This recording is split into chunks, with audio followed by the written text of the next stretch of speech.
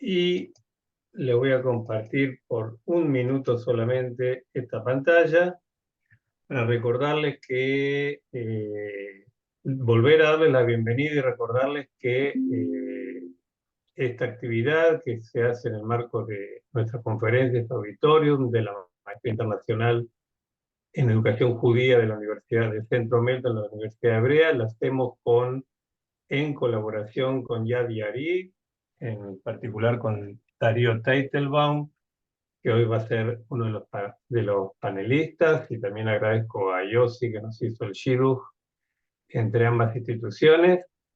Y en este panel va a participar Yossi Goldstein, Cecilia Cohen, Darío Teitelbaum. Yo lo voy a moderar y después de la presentación les cuento cómo va a ser nuestra dinámica.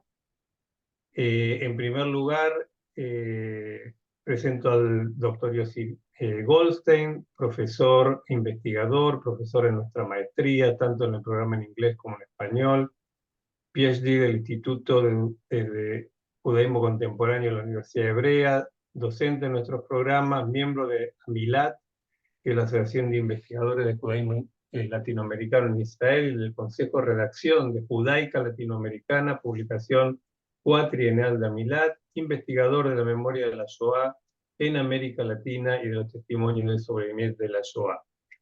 En segundo lugar, Cecilia, ¿no? En segundo lugar. Ok, Cecilia Cohen, del Majón de Madrigay Jul, licenciada en Educación e Historia del Arte de nuestra universidad, guía de turismo, guía de Yad Vashem y Marcha por la Vida, y directora educativa del Majón de Madrigim en Jerusalén. Darío Teitelbaum, de Yad Yari, es coordinador adjunto de proyectos del Instituto Moreshet, Centro de Testimonio, Documentación e Investigación de la Shoah, en Givat Haviva.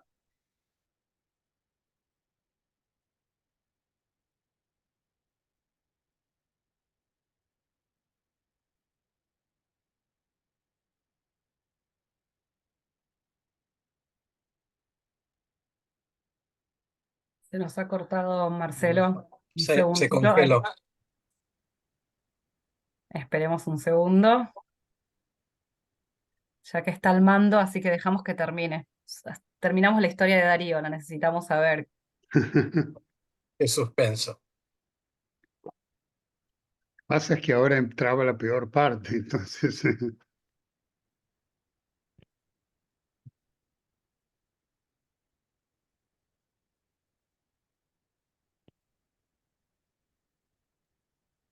Ha salido, me parece. Una de las cosas favoritas en el Zoom es salir y entrar.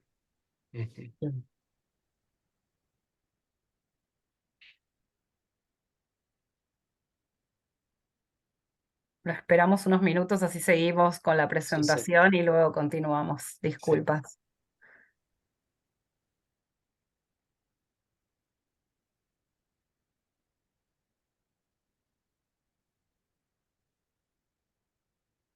Pues yo creo que será un gusto escucharlos a cada uno de ustedes presentarse, ¿no les parece?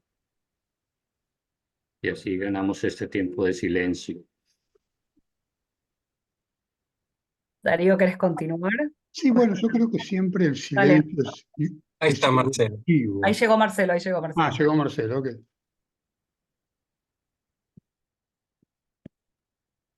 Te perdimos en la presentación de Darío. No, yo sé.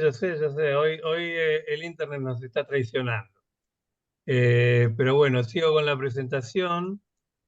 Esperame un segundito porque se me fue esto también.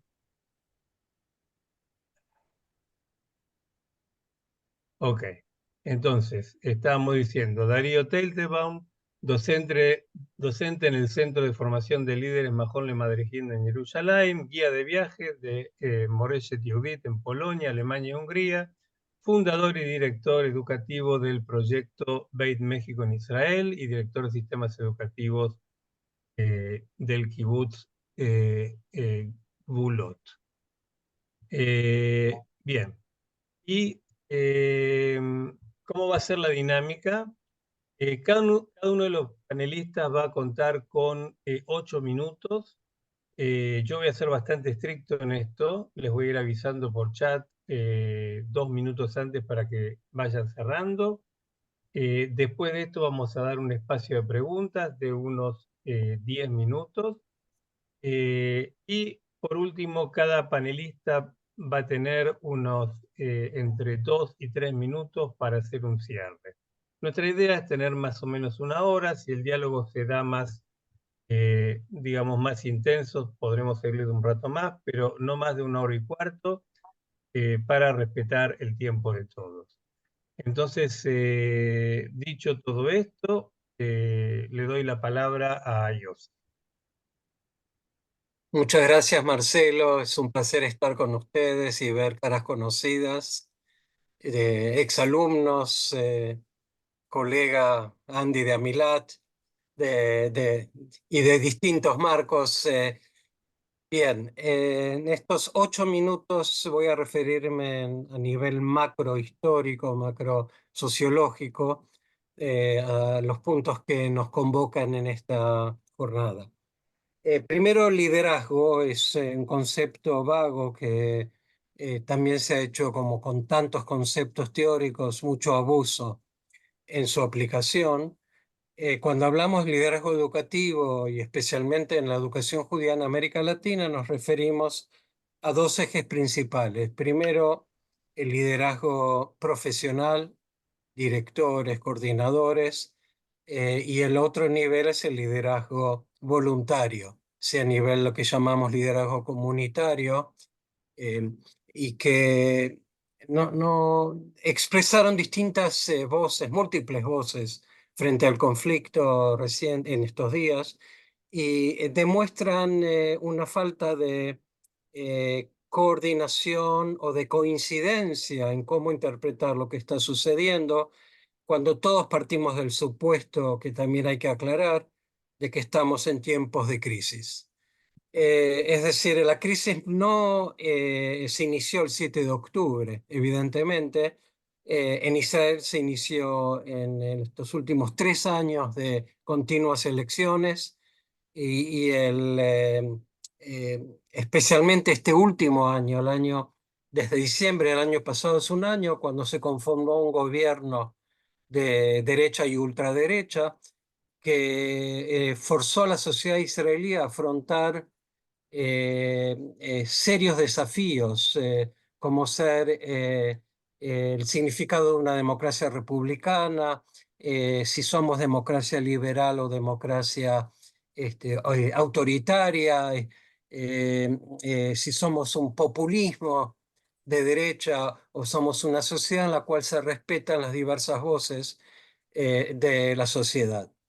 Y esto hizo eclosión en los últimos meses con las manifestaciones continuas contra el intento de eliminar la independencia del Poder Judicial en Israel por parte del gobierno actual. Esto debilitó las bases, va más allá de cómo interpretamos quién es el culpable. No estamos buscando aquí culpables de lo que ha ocurrido el 7 de octubre. El único culpable en todo caso sería el Hamas, que tomó la iniciativa de esta masacre que nos acompaña hasta hoy en día. Pero si hablamos de los desafíos internos del liderazgo israelí, creo que la fragmentación es lo que caracteriza este último año, la polarización, la segmentación en base a sectores, lo que el expresidente Rubén Rivlin denominó las 4 tribus que conforman la sociedad israelí. Creo que hay más tribus, pero no importa, es decir, más allá de religiosos, laicos, tradicionalistas, liberales, etcétera, tenemos una división también que nos acompaña y que tiene sus ecos, a veces tenues ecos, en el resto del mundo judío y no judío. El liderazgo entonces está marcado, en esta crisis está marcada por la falta de convergencia de hace ya más de una década entre el liderazgo educativo profesional en América Latina y el liderazgo voluntario comunitario. Esto es algo que ya en los años 80 lo marcó Hanan Nudel, un estudioso de la psicología social, psicoanalista él mismo, que en su libro El espacio comunitario nos presentó esta ruptura como uno de los ejes de la crisis comunitaria en las últimas décadas. Esto lo hemos visto también en la Universidad Hebrea con nuestro estudio realizado entre 2012 y 2015 sobre educadores judíos latinoamericanos en un mundo transnacional, cuyo objetivo, también financiado por el Fondo Pincus, fue ofrecer al liderazgo voluntario, comunitario, alternativas para mejorar, para transformar la educación judía e integrar la educación en América Latina en un mundo globalizado. El liderazgo profesional lo recibió con grandes ecos positivamente. El liderazgo comunitario voluntario no lo hizo. Y sigue con, yo lo llamo un autismo en su identidad como líderes que les evita también llevar a cabo políticas educativas a largo plazo. Eh, bueno, es decir, que el liderazgo está asignado por la atomización, la fragmentación, la multiplicidad de voces que no convergen hacia por principales líneas de pensamiento, de reflexión y de análisis. El segundo aspecto que nos convoca es también la definición de qué enseñar en la educación judía. Si hablamos sobre el conflicto más aún, sí, actual. Por ejemplo, me hago eco de un analogismo muy común acá en Israel en las primeras semanas del conflicto entre el ataque de Hamas y el nazismo y la Shoah. Incluso esto penetró el mundo académico, lamentablemente, y hubo voces académicas de segundo perfil, no de los principales académicos, historiadores de la Shoah, que de hecho avalaron la analogía entre la masacre de Hamas y la Shoah, y esto a mi modo de ver personal, y los invito a dialogar al respecto, a comentar, es una banalización, una trivialización de la Shoah, como tantas otras que hemos detectado en estos últimos años. Ahora lo escuchamos menos, pero sigue siendo una analogía que a mi modo de ver perjudica también la posibilidad de enseñar las reales dimensiones del conflicto actual. Quisiera además agregar que nos falta también desde Israel una visión, una mirada humanista. Tanto fuimos afectados por el odio del Hamas, el odio genocida del Hamas, otro concepto muy tergiversado y apropiado por el falso progresismo de izquierdas en estos últimos años, pero que sí caracteriza la voluntad genocida del Hamas contra los judíos y contra el Estado de Israel, es la falta de respuesta humanista de nuestra parte, por lo menos de amplios sectores en la sociedad israelí, cosa que sí se manifiesta en América Latina, especialmente en sectores más que supongo que Darío va a hablar al respecto como representante del Kibbutz Artzi de Yad Ya'ari. Es decir, que nos falta una voz que, por un lado, rescate lo que debería ser el objetivo principal, la estrategia principal de Israel en el conflicto, que es recuperar a los rehenes, a los 129, si mal no recuerdo, que aún están en cautiverio, cerrar este capítulo tan desastroso que impone una búsqueda de responsables a nivel político, que no se está haciendo con la excusa de que solo se va a comenzar después de la finalización de la guerra, una guerra sine die cuyo final sigue alejándose de nosotros. Es decir, que en esta ética tampoco en el lado nuestro se escucha suficiente las consecuencias, las secuelas, el impacto humanista de esta guerra. Y lo digo tanto a nivel del objetivo que debería ser el principal, de recuperar a los rehenes, que fueron capturados por una política nefasta de los últimos gobiernos israelíes en estos últimos años. Y por Entonces, otro anda lado, cerrando, yo sí, anda cerrando. ¿qué? ¿Cuánto? Ya está. Bueno, solo Anda cerrando. cierro la frase, sí, sí. Y que, por supuesto, tampoco nos permite ver los efectos de la guerra en la sociedad civil en Gaza y dentro del Estado de Israel, con decenas de miles de personas desplazadas de sus hogares, territorios enteros evacuados debido a la guerra. Y bueno, nos falta esta perspectiva y que quiero intentar recuperar a través de esta actividad. Y por último, no olvidemos que crisis como concepto, desde su tradición china, así como nuestra tradición que la vimos en estas 2 últimas semanas en las porciones de la Torá que leemos del libro de Génesis, de Bereshit, viene de la palabra shever, de ruptura. Y en las fuentes de la Torá, en las parashot ahora, por ejemplo, Baigash y la anterior, Beketz, vemos que también está destinada a saciar el hambre, a ofrecer soluciones concretas. Y termino con la tradición china de que toda crisis abre la posibilidad de nuevas soluciones o de cierre de ciclos, de fracasos totales. Espero que elijamos la perspectiva de búsqueda de soluciones y de optimismo. Gracias. Gracias, Yossi. Y pasamos ahora a Cecilia. Vayan anotando si tienen preguntas y después las vamos a ir haciendo en forma oral, no hace falta mandarlas por chat. Hola a todos, ¿se ven bien ahí? ¿Sí, no?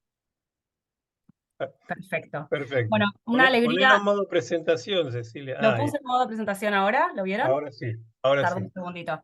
Ok, una alegría ver tantas caras conocidas, creo que conozco un 60-70%, así que esa alegría. Y como yo sí dije, bueno, yo voy a traer la parte de la educación no formal, en este momento siendo directora educativa del Majón de Madrid-Jim. Así que comienzo directo, así podemos ahondar en las temáticas que me propuse. Bueno, me imagino que parte de la gente que está acá conoce el concepto de Tnuot Noar en sí. Es un movimiento en contextos de crisis sociales, o sea, en sí surgen cumpliendo con funciones de la contribución de los jóvenes en soluciones de crisis, cada movimiento con su peculiaridad y particularidad ideológica, y hoy en día, hasta hoy en día, cumplen funciones importantes de educación judía, incluso en algunos lugares casi única. Así que, bueno, ese es para otro panel, la relevancia todavía de los movimientos juveniles. Para los que no conocen el Majón de Madrid-Jim, yo soy aquí un gran representante del Majón de Madrid-Jim, y Darío también, fue creado en 1946, una iniciativa de la Organización Sionista Mundial, con una idea de llevar una capacitación a los Madrid-Jim de las TNUO, de los movimientos juveniles, del mundo. Hasta hoy en día 25.000 personas han pasado por el Majón de Madrid-Jim, muchísimas personas de todos lados. Eso es una apertura. Me quería preguntar para mí cuáles son los ejes centrales de la educación no formal, concepto que también me parece erróneo, ya llevando a la negativa, pero no, también no es el momento de hablar de eso, pero vamos a hablar en líneas generales. ¿Cuáles son los conceptos centrales de la educación no formal? Y creo que uno de los conceptos centrales es el concepto de grupo. O sea, a diferencia de otras educaciones en que tal vez el foco es en el individuo, en el movimiento juvenil el grupo es casi un elemento central. La educación de joven para joven, no hay personas con títulos universitarios ni pagas, sino que el joven para joven. Y la rebeldía hacia el mundo del adulto, que es parte también fundamental del movimiento juvenil. Yo quería comenzar, cuando me preguntó Darío, quería comenzar un poquito antes, porque el concepto de crisis, me gustó mucho que le dijo Yossi, viene antes de todo esto del 7 del 10. Digamos, en el movimiento juvenil el mundo empieza a ser un mundo más individualista, hay una pérdida muy grande de los vínculos comunitarios, la comunidad no es la central.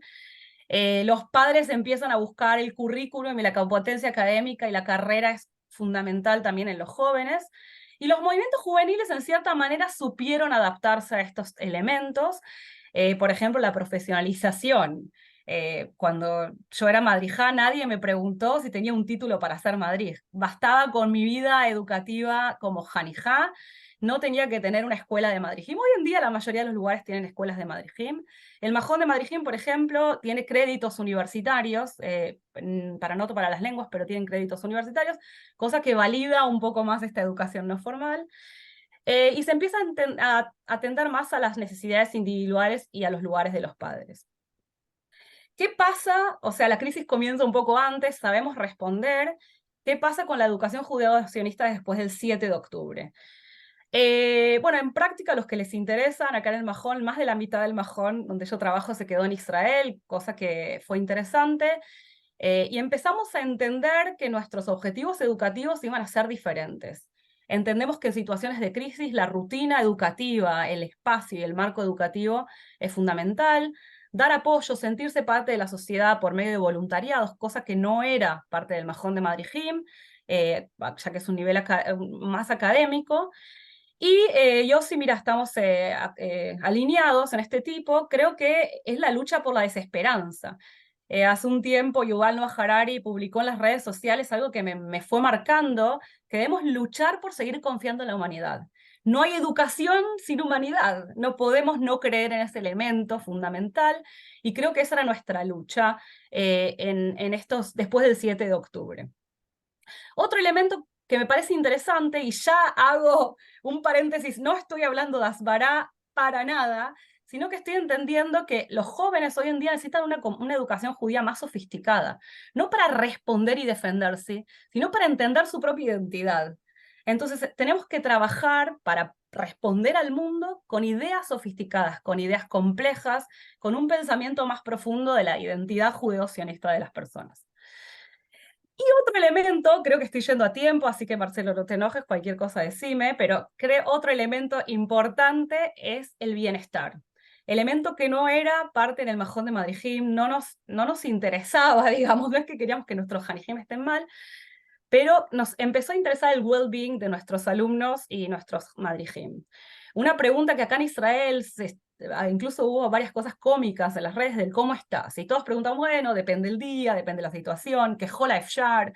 Empezamos a responder distintas preguntas, pero el cómo estás es bastante importante, y sufrimos en este tiempo un cóctel de sentimientos. Un shock, pensamos que algo que no era posible pasó. Tristeza, dolor, admiración. Puse el ejemplo de Ofir Lipstein de Moetzet Eshkol, ¿no? Sí, de Moetzet Eshkol, de la Intendencia de Kfar Aza, que salió también en los primeros momentos a defender su kibutz, y fue uno de tantos elementos heroicos que generaron admiración en el pueblo de Israel, frustración, inspiración. Empieza a haber elementos de solidaridad cuando unos días antes, como Yossi dijo, la sociedad estaba totalmente dividida, e ira. Y quiero traerles un concepto que a mí me parece muy interesante, que lo tomé de Micha Goodman, historiador, pensador israelí, que tiene varios libros, que me gustó mucho hace un tiempo y lo tomé. El concepto de biodiversidad, bueno, es del mundo de la sustentabilidad, no tiene nada que ver con el mundo de la educación, pero trae otro concepto. ¿Qué es la biodiversidad? Bueno, hay lugares en que la biodiversidad es más alta y recibe un puntaje más alto. Por ejemplo, el Amazonas es un lugar que recibe un puntaje altísimo porque hay una biodiversidad impresionante. Los bosques de Carmel, lamentablemente acá en Israel tenemos mucho menos biodiversidad y recibe un puntaje más bajo. Cuando uno se pregunta en qué lugar uno puede sobrevivir mejor, y uno dice, bueno, en un lugar donde tengo menos competencia, soy fuerte, por ahí en los bosques de Carmel puedo sobrevivir mejor, no tengo ninguna competencia, hay pocos seres vivos, las cosas que hay se reparten entre menos personas, y en realidad la naturaleza nos dice las posibilidades de sobrevivir en un lugar es en donde hay más biodiversidad. A esto viene un concepto que es emodiversity, emodiversidad, que es hablar de la resiliencia emocional. ¿Qué pasa? Después de este trauma terrible, podríamos decir, tenemos que ser fuertes, no llorar, estar frente a la educación, mostrar un Israel fuerte, o todo lo contrario, mostrar la tristeza, el terror, etc. Y lo que dice esta teoría de la hemodiversidad, en realidad lo que nos genera la resiliencia emocional en un mundo educativo es mostrar una diversidad emocional. Y en esta manera es más fácil pasar el trauma. Mostrar alegría, y ese cómo estás se vuelve más lógico. Podemos tener momentos de alegría, momentos de tristeza. Y creo que fue una de cuando yo descubrí esta teoría, me resultó más fácil como directora educativa del Majón responder a esta situación desde el punto de vista educativo. Respuestas prácticas que tuvimos era cosas terribles, tristes, escuchar familias. Tuvimos momentos de alegría en los que queríamos que nuestros Hanjim estén contentos, libres y disfruten, y parte de sus expectativas de divertirse vayan a Eilat, que es un lugar que no sé si saben más seguro. Otro elemento que nos dimos cuenta que era fundamental era continuar con la rutina. Y otro elemento que fue fundamental en Israel, en los jóvenes y en la sociedad en general, es voluntarizarse, que también lo pusimos en esta hemodiversidad dentro del Majón de Madrijim. Respondiendo y resumiendo, dentro de los puntos que quería traer, yo creo que las TNUOT, los movimientos juveniles y el Majón, tienen que responder a esta situación de alguna manera. Es parte del ADN de las TNUOT actuar, mostrarse, y creo que en América Latina lo vimos bastante clave, acá en Israel en general. Otro elemento para mí fundamental es no dejar de confiar en la humanidad, como dije, en cierta manera como respuesta educativa. No podemos educar si no confiamos en la humanidad. El tercer punto que les dije es ideas sofisticadas y pensamiento complejo, no para responder a nuestros ataques, sino para entendernos a nosotros mismos. Creo que es bastante importante, y como les dije, el elemento de bienestar que entra nuevamente, acá tenemos también dentro el director del Majón en español, en el cual, por ejemplo, tuvimos que incluir reuniones semanales para el manishma, de cómo estás, y no era parte de nuestra rutina. Entonces traer esa hemodiversidad, Cecilia va cerrando. esa hemodiversidad para poder pasar este trauma de cierta manera desde el punto de vista educativo. Increíblemente era mi última frase, así que toda rabá, y lo dejo a Darío. Yo sabía, yo sabía. Bien, muy interesante esto de hemodiversidad, y bueno, Mija Goodman, siempre interesante, recomendado. Bueno, Darío, tu turno. Bueno, con todo gusto. Primero es una linda oportunidad de charlar sobre el tema. En mi caso, exento de toda obligación académica, ya que soy un autodidacta. Y cuando hablamos de la crisis y nos preguntamos qué es esa crisis de la que hablamos, yo escucho la crisis en la ventana día y noche, ya que vivo a 7 kilómetros de la Franja de Gaza. Es decir, de cierta manera, me imagino que si no soy una persona absolutamente disociada de su ser, parte de las cosas que voy a comentar están relacionadas con mi condición de, vamos a decirlo por ahora, víctima. Después o damnificado. Damnificado suena mejor. Yo creo que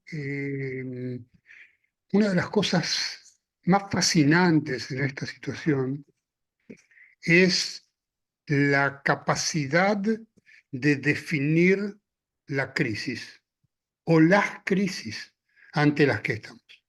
Es decir, ¿cuál es la metodología por medio de la cual nosotros decimos así? Hasta que comenzó estaba así, así, así.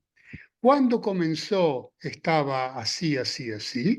Y me proyecto hacia el futuro porque toda dedicación que tiene que ver con la educación tiene que ver solamente con el futuro, es decir, como fundamento básico de nuestro rol de educadores. Y yo creo que aquí quiero compartir con ustedes una idea que de cierta manera se va a conectar con cosas que se dijeron anteriormente. Este año fui moré, maestro de casi todos los chicos en el Majón de Madrid. Y yo lo primero que hago cuando entro en una clase, la primera clase que doy, pregunto dos cosas. Una, absolutamente política incorrecta. Vos querés ser como tu papá y tu mamá. Hasta que los chicos se despiertan del shock de que alguien les pregunte esta pregunta que puede ser inquisitoria. No lo pensamos, o sí, o no, o algo.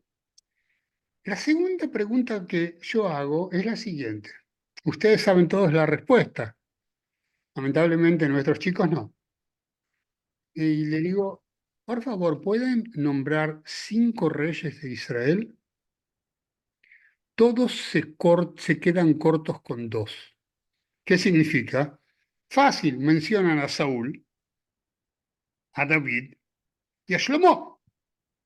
Evidentemente porque hay detrás de esto una instalación ideológica que es la que lleva a que se eduque de tal manera que lo que queda, no es lo que no digo lo que se enseña, lo que queda es Saúl, David y Shlomo. ¿Por qué digo esto?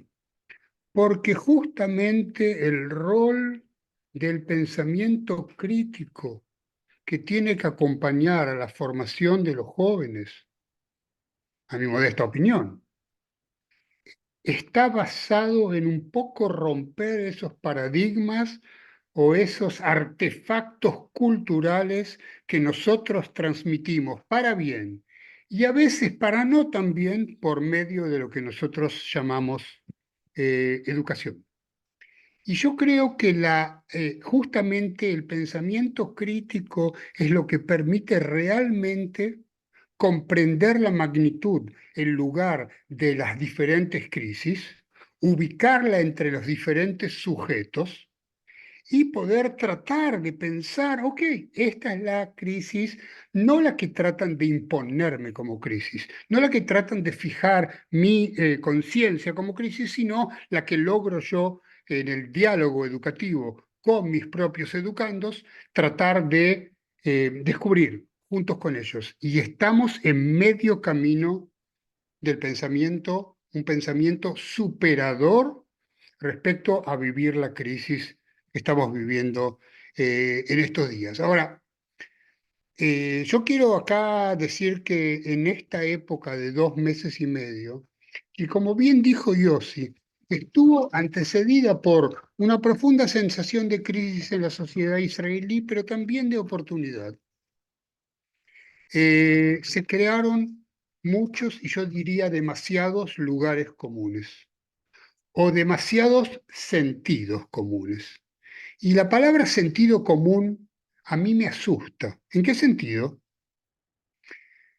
No creo que nosotros podemos sentir lo mismo. Eso es lo que significa sentido común.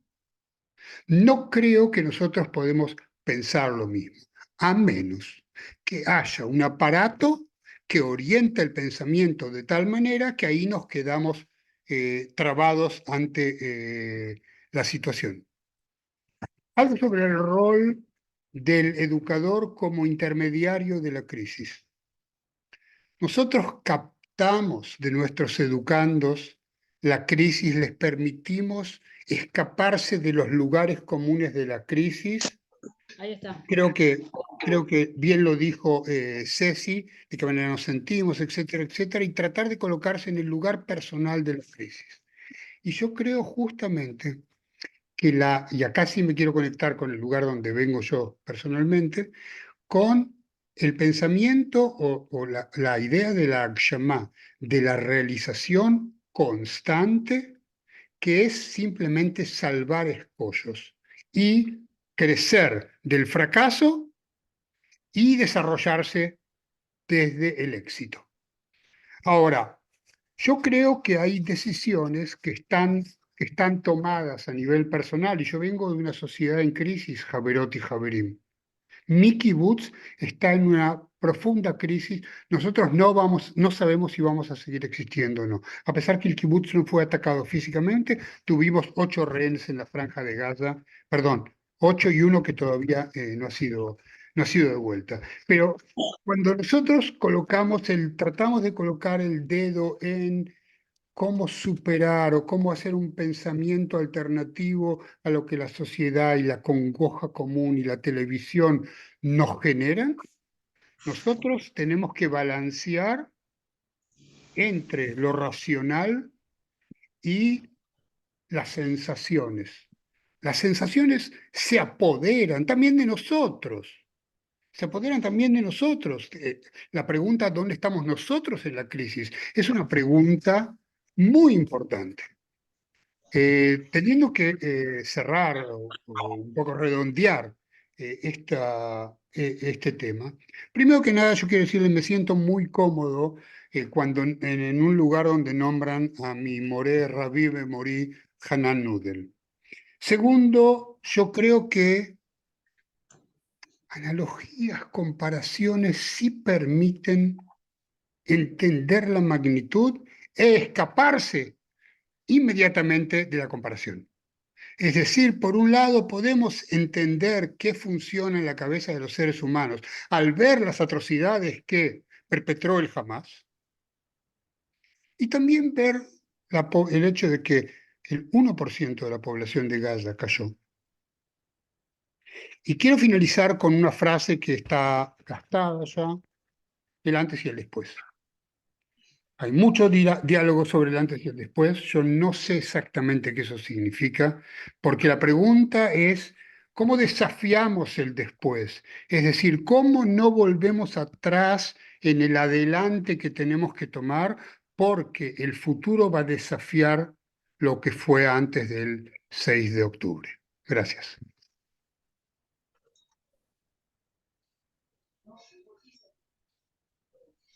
Gracias, Darío. Gracias a los 3 panelistas. Vamos a tomarnos ahora un tiempo para las preguntas. Les propongo simplemente que levanten la mano o que con la mano o con digital y les voy dando la palabra. No somos tanto como para que pongan las preguntas en el chat y vamos a hacer esto un poquito más ameno. Sí, Javier, adelante. Gracias. Soy Javier Herrera, candidato doctoral de la Universidad Kaiser de Estados Unidos, estudiante de Filosofía, Liderazgo en la Educación. Como cristiano, honro profundamente al pueblo de Israel. ¿Ok? Pues muy interesante, como dicen las mamás, cuando preparan un postre, todo lo rico es poquito. Entonces, necesitamos mucho tiempo para este tema, pero quiero resaltar de una parte la cita de la tradición china que mencionaba el doctor Goldstein, de que toda crisis abre a nuevas posibilidades. Y la doctora Cohen decía, es necesario continuar con las rutinas. Con la rutina, más allá del término literal, pero está diciendo lo que estamos llamados a hacer, hay que seguirlo haciendo. Y luego el doctor Teitelbaum decía crecer desde el fracaso hacia, creo que dijo así, hacia el éxito o sostenernos sobre el éxito. Desarrollar el éxito. Desarrollar, gracias, desarrollar el éxito. Entonces, son tres pensamientos de tantos otros tan importantes que han dicho que llevan a lo que Albert Einstein dijo, que la crisis es la mejor bendición que puede sucederle a las personas y países porque la crisis trae progresos.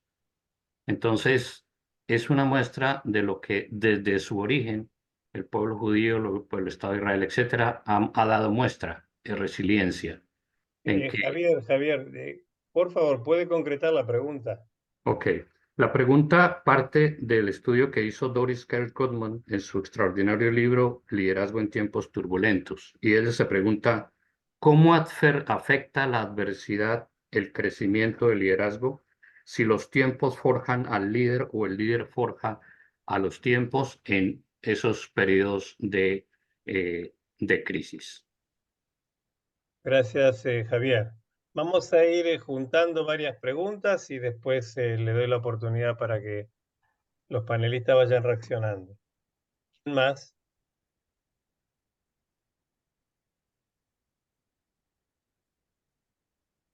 Yo, Marcelo, ¿puedo? ¿Cómo no? Siguiendo un poquito con lo que decía Javier y abierta para todos los panelistas o cada uno desde su lugar, ¿no?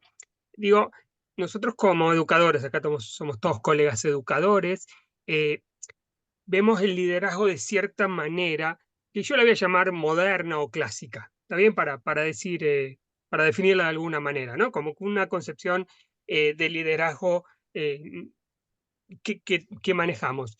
Estamos en momentos de posmodernos, globalizados, como querramos llamarlos, en donde las sociedades tienen un comportamiento completamente distinto a lo que era hace tantos años.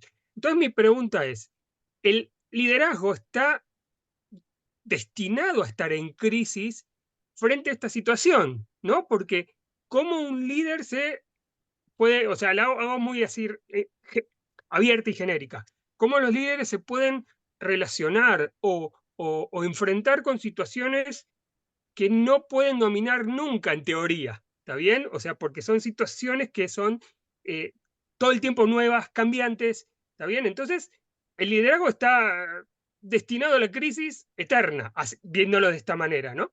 Entonces digo, una pregunta abierta, si la pueden contestar o bajar, me parece un punto interesante. Gracias, Andy.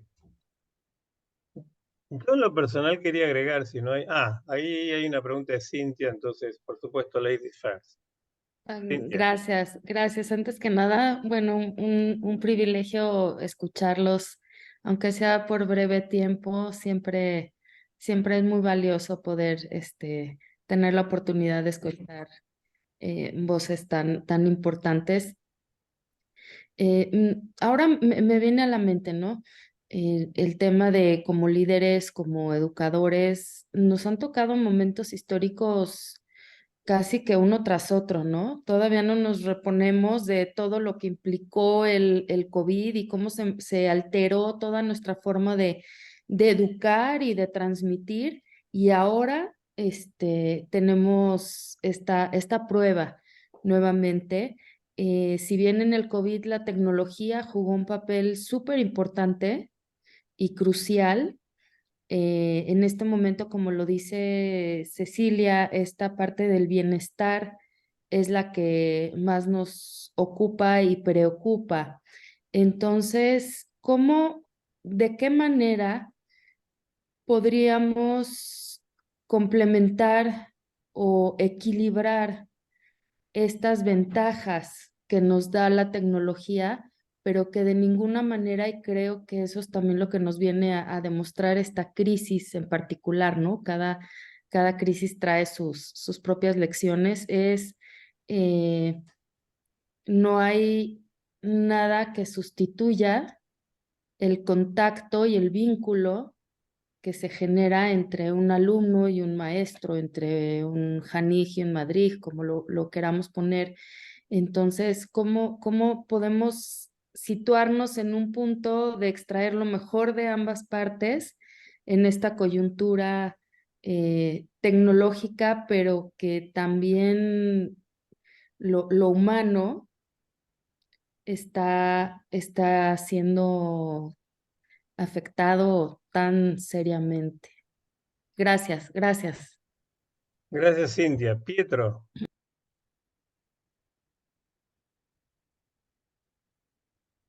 Pietro. No lo veo. Levantó la mano. Grazie ¿Verdad? professor Marcello. Ahí está. Grazie aos panelistas. Uma pergunta então, em português ou italiano, português é melhor. Português.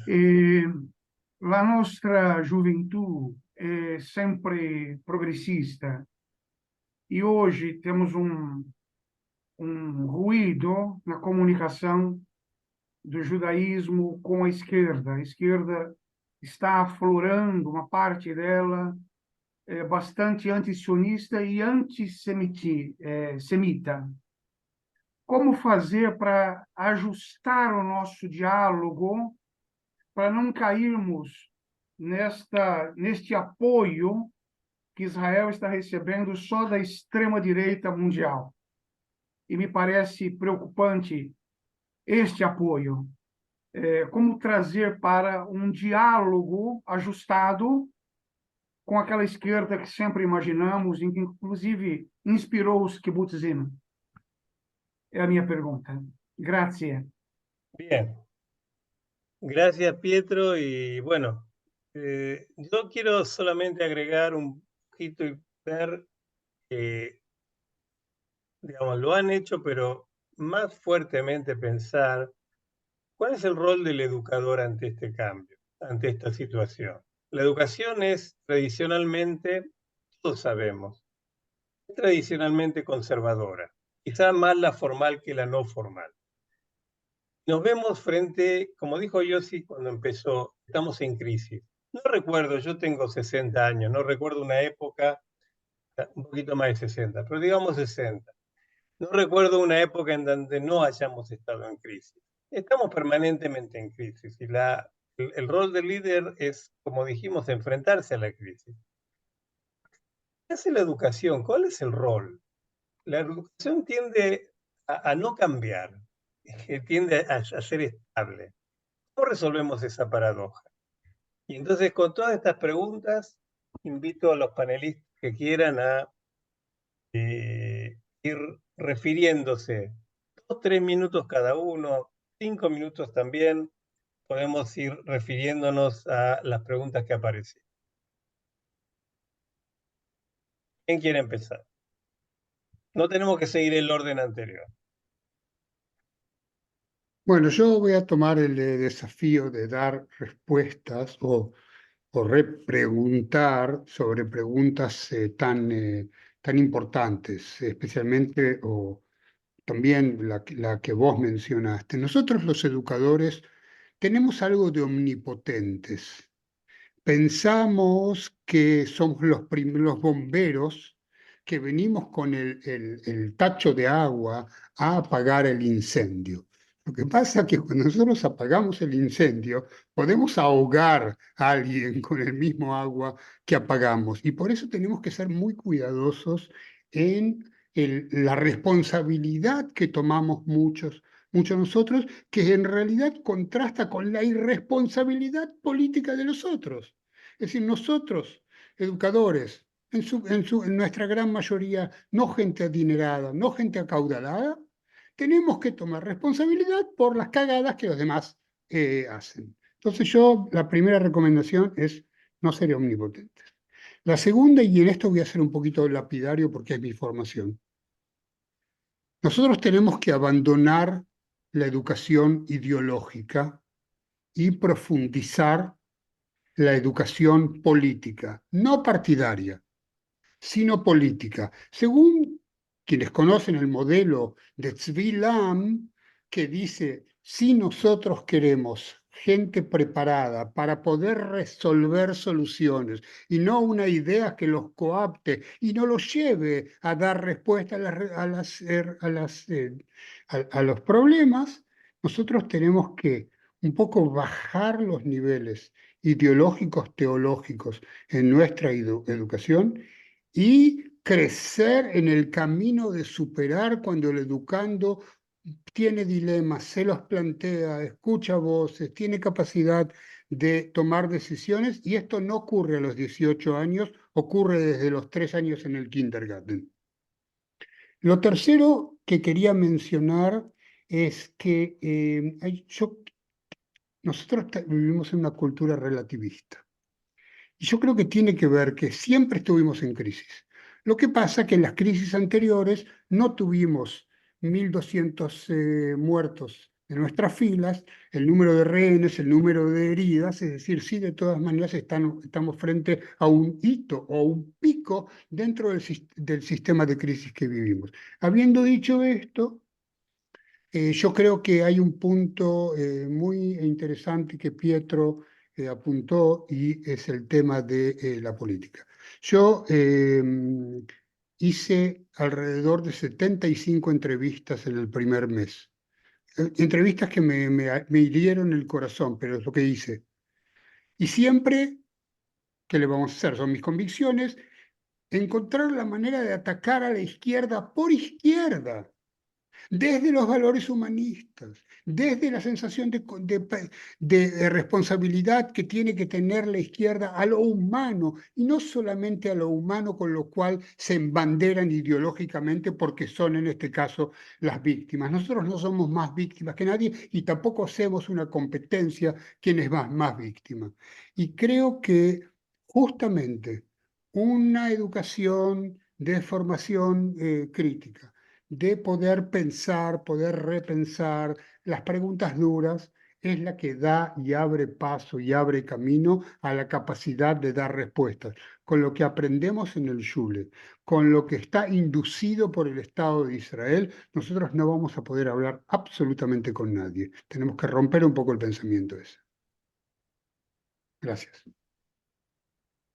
Gracias, Darío. ¿Quién sigue? Cecilia, por favor. Dale. Bueno, hay mucho que dijo Darío que no es casualidad que trabajamos tantos años juntos, así que muchas cosas estamos en común. Yo hablo que soy en contra de la educación parve. Creo que muchos conocen ese concepto parve, que no es ni leche ni carne. Yo creo que el educador en educador tiene una responsabilidad enfrente a las personas y como educador cambiamos a las personas que están enfrente. Y en ese concepto de que cambiamos a las personas que están enfrente, o por lo menos pretendemos cambiar de cierta manera, tenemos una responsabilidad. Y en esa responsabilidad, por lo menos tenemos que creer en lo que nosotros que decimos. No estoy relativizando verdades o no verdades, sino que creer en lo que nosotros decimos. Y eso falta bastante, falta el tema de jugarse por nuestros pensamientos e ideologías. Obviamente creo que tenemos que tener una educación en la cual el educador, el tafkid del educador, sea herramientas para leer la realidad en la que estamos. Creo que no estamos en un momento más complejo. Una de las cuestiones que surgieron aquí en Israel, para la gente que no está acá, es cómo absorber las noticias, de qué manera. Yo, por ejemplo, les comento, yo como educadora entré a un grupo en hebreo, no se los recomiendo porque es bastante complejo, en la cual trae de una manera, de una mirada más humanista, las noticias para poder absorberlas, eran inabsorbibles. Entonces, en ese punto, una mirada crítica es casi fundamental de lo que está pasando. Bueno, voy a dejar mi política correcta al lado con la pregunta de Pietro. Yo creo que gobiernos extremistas no ayudan a Israel aunque los apoyen. Es complejo lo que acabo de decir porque creo que parte del mundo estará en contra de mi pensamiento y se pondrá contenta con eso, pero eso nos genera una imagen y una postura bastante compleja, que no es la primera vez que nos está pasando en la historia del pueblo judío y es muy complejo, es muy complejo. Creo que es bastante complejo desconstruir esto. En un momento, una de mis profesoras una vez me dijo, el mundo no lo va a cambiar la educación, la va a cambiar las políticas. Yo todavía creo que en el mundo parte de la educación puede ser cambiada también, pero sí, es complejo. Esas políticas de apoyo no ayudan al Estado de Israel en gobiernos tan extremistas digamos, y sacan lo humanista de la izquierda. No importa cuánto voces como las mías o como las de mis compañeros acá, vayamos a lo alto, mostremos, no van a servir de nada. Es un pensamiento mucho más profundo. Con respecto a lo que dijo Cintia, mira, yo creo que esto lo tendría que responder Marcelo, que se dedica al mundo de la virtualidad y el mundo de la educación, pero obviamente el contacto físico y yo soy una de las personas que creen el brillo en los ojos de los educadores y que transmitimos con el cariño y el amor, y muchas personas creo que el contacto es casi fundamental. Obviamente contenidos y elementos, la virtualidad cumplen, incluso nos democratizan la información en cierta manera. Entonces es súper importante, pero nos dimos cuenta hoy en día y vamos viendo las secuelas de a poco. Yo con mis alumnos de 18, 19 años, en los cuales no te miran a los ojos, es complejo. Entonces hay un tema con la virtualidad que nos sacó el contacto físico y los elementos más básicos de las relaciones humanas, ¿no? Entonces es complejo.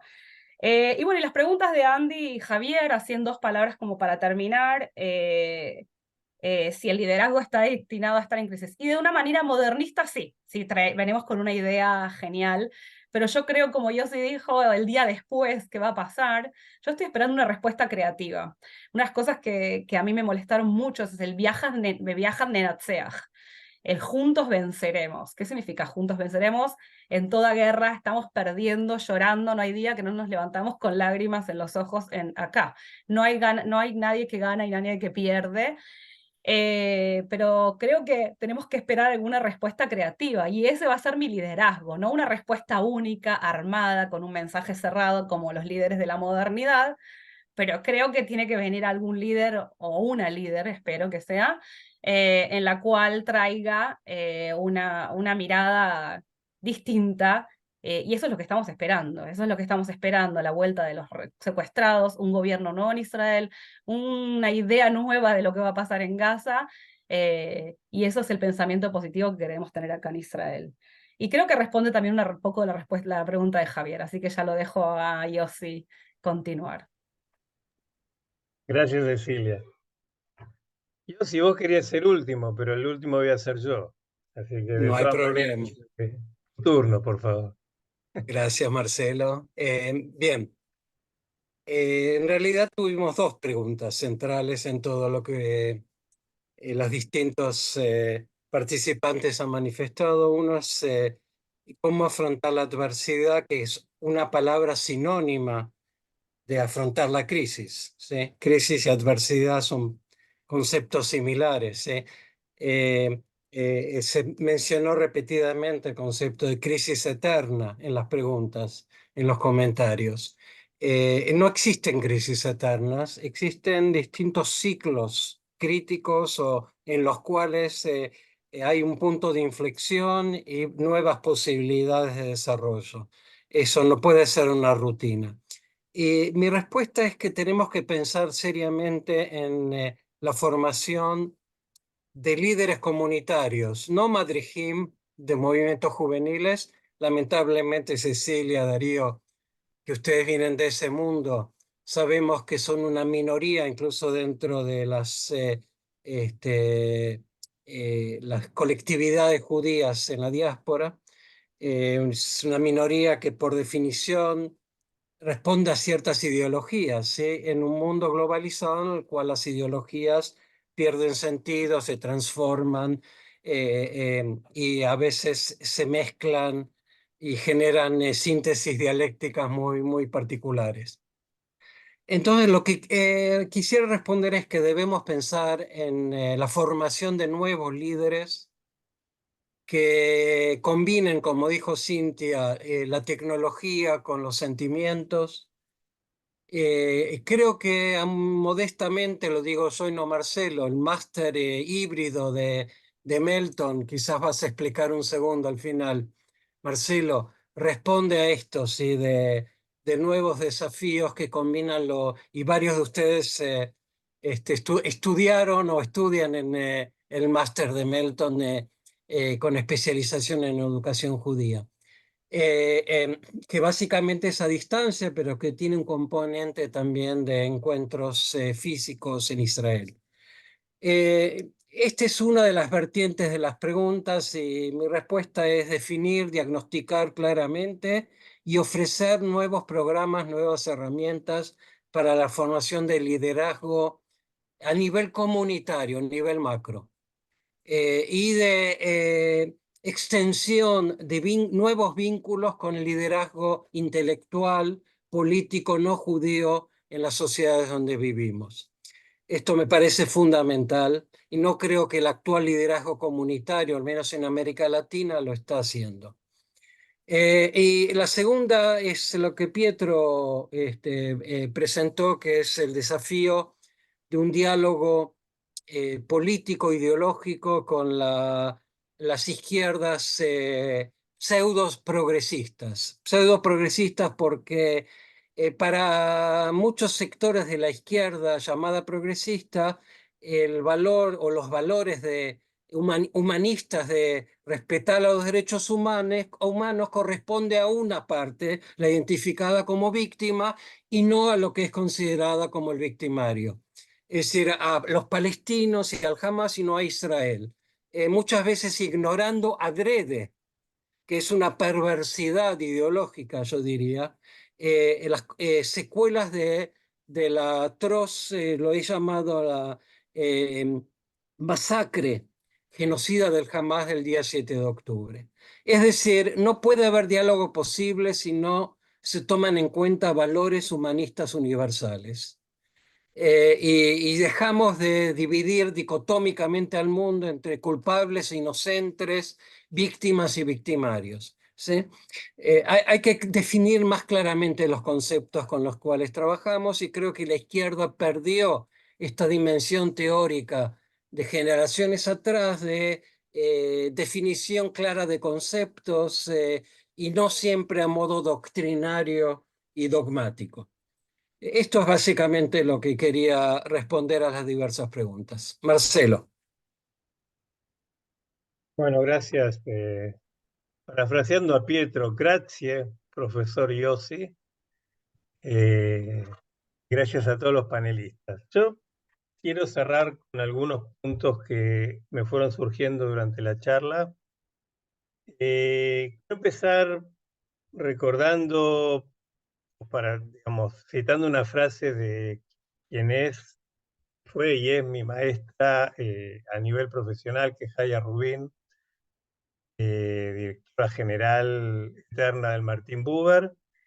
Decía, aquellos que somos educadores somos optimistas por naturaleza. No podemos ser educadores sin ser optimistas. Y el optimismo es una característica del educador y también del líder, porque el líder, como el educador, queremos cambiar la realidad.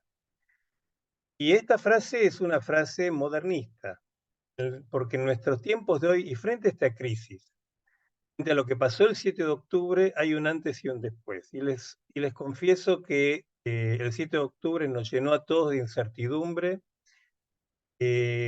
porque tiró abajo una buena cantidad de supuestos que teníamos, y hoy por hoy hay que ser muy valiente para seguir siendo optimista y para seguir siendo líder y seguir queriendo o apostando a un cambio.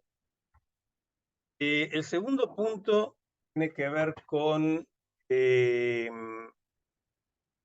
tema del extremismo, de por qué somos amigos, por qué nuestros amigos son cada vez más países de derecha y de extrema derecha, no países de izquierda. La respuesta no está afuera, está acá adentro.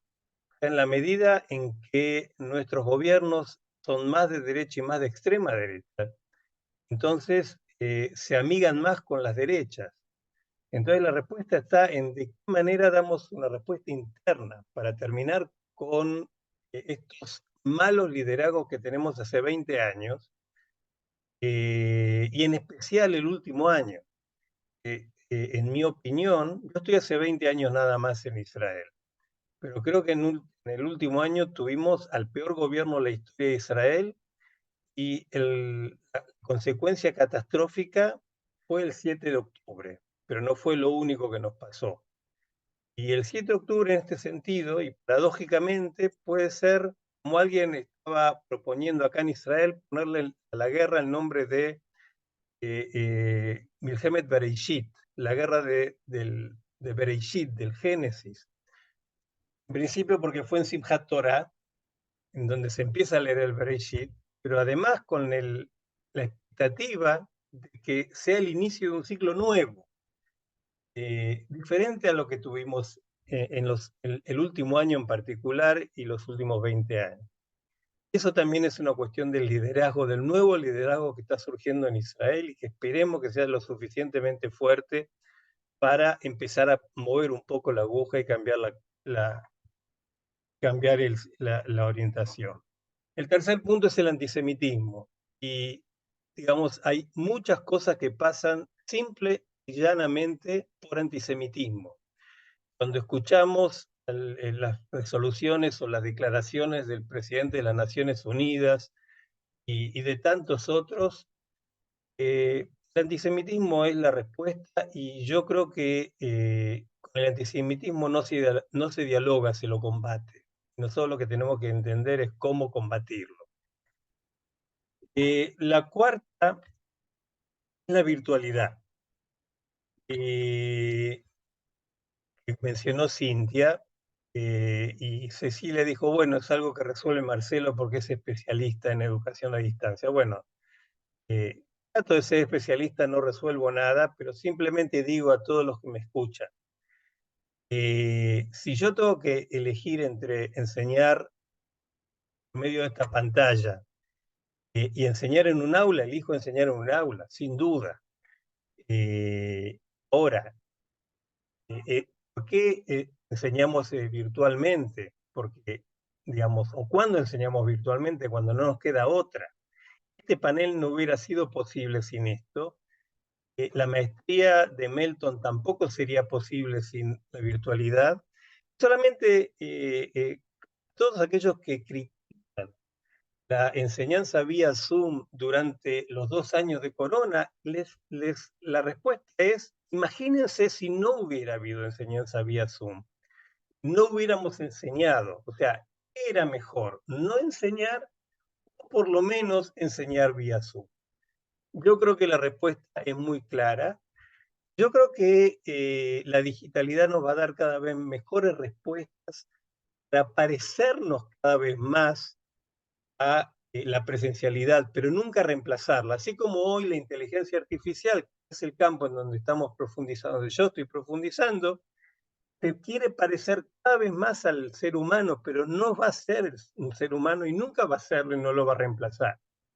El secreto es ver de qué manera nos ayuda, tanto la inteligencia artificial como la virtualidad.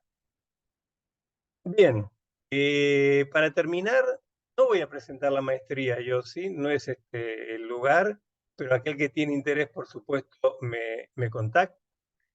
Y para terminar, solamente les quiero agradecer a todos la participación, comentar que hoy terminamos este ciclo de auditorium.